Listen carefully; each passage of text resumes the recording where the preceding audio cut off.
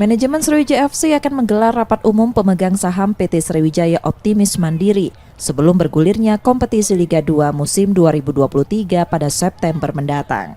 Setelah RUPS, akan ada perombakan di PT Sriwijaya Optimis Mandiri.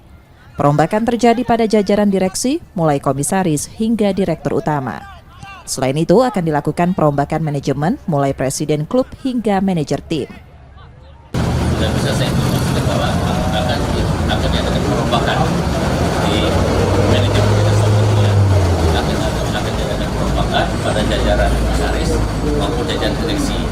Kemudian akan diadakan perombakan juga di urusan Sriwijaya FC, ya. Pelatih, manajer akan kita perombakan dan kita bisa fokus, ya, bisa kompak, bisa berprestasi. Perombakan juga salah satu upaya penyegaran di tubuh PT Sriwijaya Optimis Mandiri. Nur Muhammad, Kompas TV, Palembang, Sumatera Selatan.